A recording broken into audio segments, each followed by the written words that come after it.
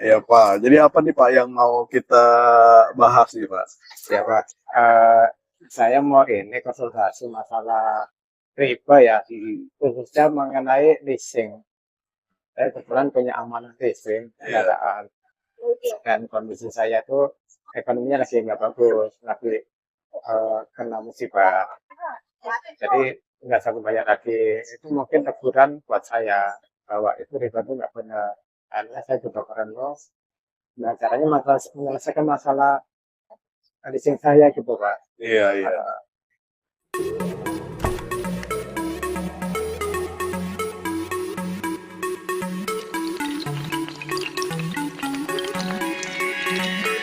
Bismillahirrahmanirrahim. Assalamualaikum warahmatullahi wabarakatuh. Waalaikumsalam warahmatullahi wabarakatuh.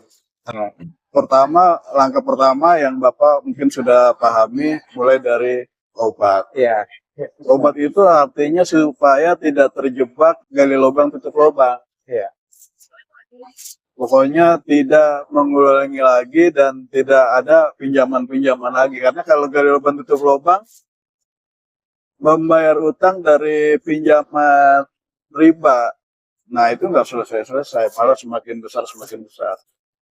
Stop ribanya, iya, ya kan berarti yang memang yang tadi Bapak katakan yang haram-haram ini di stop dulu, itu ibaratnya wadahnya dibersihkan dulu. Supaya apa? Supaya bisa melangkah berikutnya, tenang. Nah, tenang ini persiapan untuk negosiasi. Karena kalau kita tenang, kita udah nggak peduli penolakan. Oh, ntar kalau nggak disetujui gimana? Ah, udah tenang aja dulu gitu.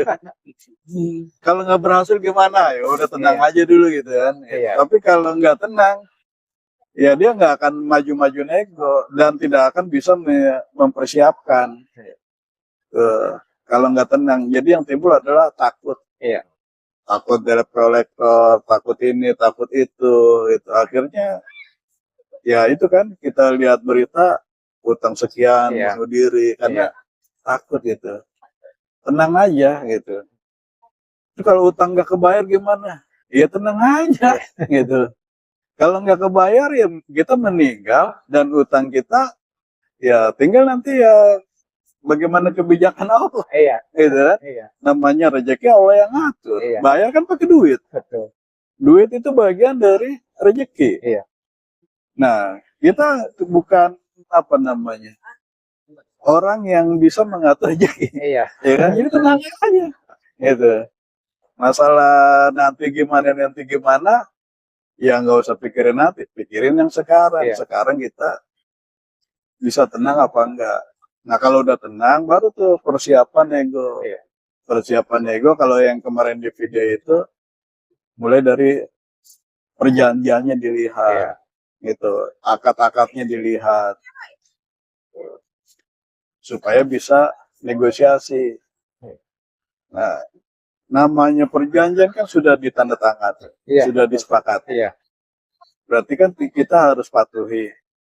Nah, itu ada namanya renegosiasi untuk mengubah perjanjian sesuai dengan kondisi saat ini, rekondisi. Pada saat bikin perjanjian, kita merasa bahwa kita bisa bayar, tapi ternyata kondisi berubah. Nah, kita nego ulang supaya perjanjiannya diubah sesuai dengan kondisi saat ini. Itu kan tujuan kita kan. Iya, betul. Nah, untuk bisa begitu kan kita harus tenang. Iya. Tuh, kita harus pelajari. Kenapa nego bisa berhasil? Ada banyak faktor-faktornya. Iya. Gitu.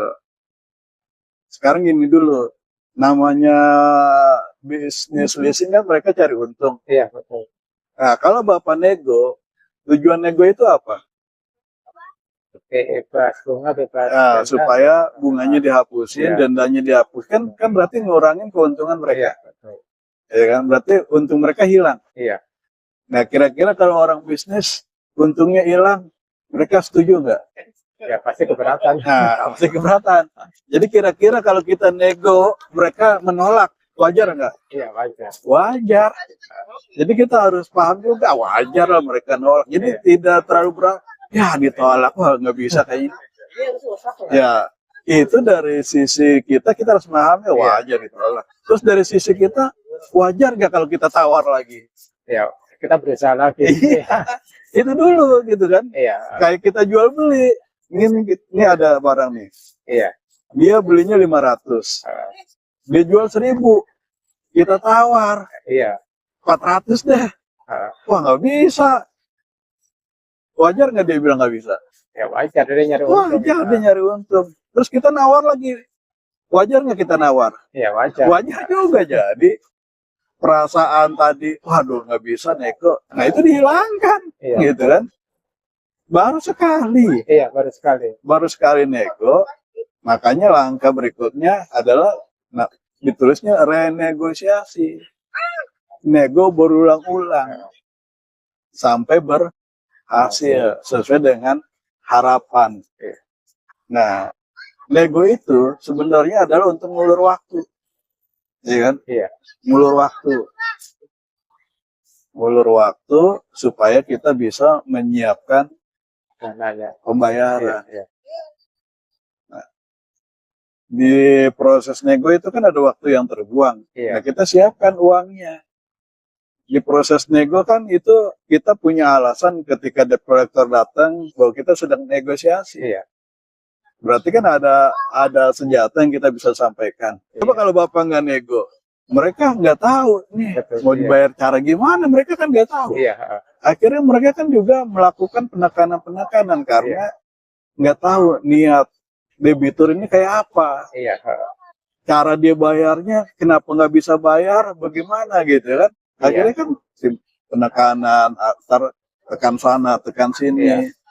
Nah kalau udah ada pembicaraan, berarti kan agak apa namanya tuh, agak teralihkan gitu Iya. kan, agak satu saluran. Dan itu menunjukkan kita punya etikat ya. Nah menunjukkan kita punya etikat. Tuh. Jadi gimana cara nego supaya berhasil? Ya lakukan berulang-ulang gitu ya. Itu. Mereka juga akan menghitung, wah ini untung nggak dapet. Iya. Ya minimal untung berapa lah kan gitu namanya bisnis kan. Iya. 400 janganlah. Kalau 600 gimana? Oh masih ada untung 100. Bolehlah kan gitu tawar-menawar. Atau impas deh nggak apa-apa kan gitu kan. Daripada hilang ya. Daripada hilang. Nah itu kan artinya itu prinsip bisnis. Iya. Yang pasti mereka dalam menjalankan bisnis itu sudah berhitung. Iya. Oh dari sekian debitur ada berapa debitur yang gagal nih. Kira-kira resikonya bagaimana? Kan kadang-kadang mereka udah ini. Iya. Dan kalau ngurusin yang satu doang kagak bayar-bayar kan mereka habis waktu, habis biaya. Iya. Pastinya juga ada SOP-nya. Nah, tinggal kita sabar. Waktu akan lama-lama berakhir. Iya. Nggak mungkin seumur hidup Bapak diurusin terus. Iya, betul. Benar nggak? Betul sih, iya. Nah, tenang itulah yang membuat kita jadi kepikiran. Kalau nggak ada uangnya mau bagaimana gitu kan? Masa saya ditagihin mulu kan situ juga ongkosnya lama-lama habis. Iya. Nah itu nego berulang-ulang sesuai dengan kondisi yang kita harapkan. Iya. Sambil ya kita siapkan uangnya karena mau bayar utang nggak bisa dengan janji lagi Iya, betul. gitu. Nah, sambil siapkan, sambil kita tadi kan sabar sholat, sabar nunggu sampai durasinya habis. Iya. Sholat, kita minta tolong sama Allah yang ngatur rezeki ini, gitu. Kalau memang nggak dikasih-kasih, udah tunggu aja, gitu, ya kan? Iya. Tunggu Sampai aja. kena pantas ya. Hah? Sampai kena pantas. Iya, jangan sampai ngelakuin dosa lagi, akhirnya gadain ini lagi, gadain itu lagi, gitu kan? Iya. Itu. Nah, sabar, nunggu durasinya habis. Iya. Sambil menyiapkan waktunya. Nah, ya pertama, kalau memang kita belum ada uangnya, kan kita akan mencicil nego kita mau apa sih yang kita ingin targetkan. Nggak ada uangnya nih, ya kita minta keringanan. Gitu. Keringanannya berupa apa? Ya namanya kita ngeluar waktu kan nggak langsung to the point. Iya, Hapus bunga, hapus denda, hapus ini kan gitu. Ya udah kalau mau dihapusin langsung bayar cash. Nah kita nggak ada duitnya, gitu kan? iya itu ditanya saya itu. Nah, Bapak skemanya mau gimana? Mau bayar dipercepat atau gimana? Saya bilang ya kalau dipercepat, kulit saya nggak sanggup. nah, Saya bayarnya nyicil 1,5 tahun. Saya bilang gitu. mm-mm. Nah, karena tujuannya ngeluar waktu, si bapak pura-pura nggak tahu. Kok saya minta keringanan, bagaimana kebijakan sini untuk memberikan keringanan? Ya nanti kan dikasih sama dia. Udah keringanannya berupa ini. Ya, bapak terima. Nanti baik saya terima dulu. Saya bicarakan sama keluarga. Tapi kan ternyata memang keringanan itu bukan tujuan kita. Iya. Nanti sebelum jatuh tempo lagi, ya kita datang lagi. Ternyata kita belum bisa memenuhi keringanan itu. Kira-kira ada nggak kebijakan? Nah itu kan nanti kan dia berikan alternatif-alternatifnya. Iya. Artinya ya kita ikutin iramanya aja, kita terima aja. Iya. Tapi tidak ada yang kita tanda tangani.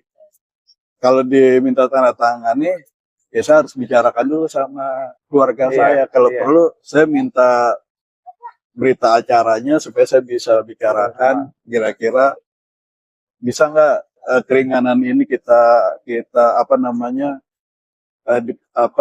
kita Oke. memenuhi keringanan ini, uangnya ada nggak kira-kira kan gitu. Iya. Apa bahasanya ya? Ya asal ngomong aja gitu. Iya.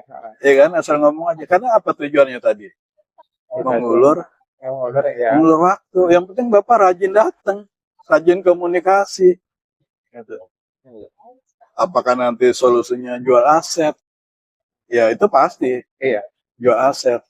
Nah, tinggal nanti kan kita tidak mau terjadi pengambilan paksa. Nah, Iya. makanya perjanjian itu dilihat. Ada nggak, kalau leasing itu ada nggak fidusianya. Karena yang berhak mengeksekusi pengambilan aset kan hanya pihak pengadilan. Itu kan yang dalam video itu kan. Iya, betul. Kalau dia tidak ada fidusia, ya berarti dia harus memasukkan gugatan perkara dan kita dapat panggilan, dapat peringatan.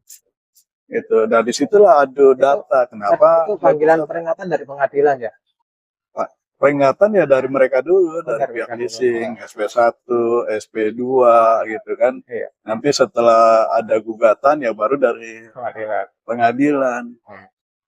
Dan itu kan nanti kita sama-sama masukin data, per data kan. Iya. Pihak kreditur masukin data, kita masukin data. Data itu artinya kenapa ini sampai terjadi. Iya. Bahwa ini terjadi karena kondisi kita sudah berubah. Belum bisa bayar. Dan sebagai niat baik kita sudah melakukan nego berulang-ulang gitu, tidak hanya sekali. Berulang-ulang mencari solusi bagaimana penyelesaiannya. Kan gitu. Iya. Nah, nanti kan dilihat gitu. Dilihat datanya. Misalnya, Dan salah satu opsinya ya mungkin ya mau gimana lagi, asetnya emang harus dijual gitu untuk menutupi hutang. Tetapi kan di situ kita menjaga supaya hak-hak kita tidak terzolimi. Berarti kan penjualannya juga jangan sampai merusak harga itu kan. Iya. Itu seperti itu.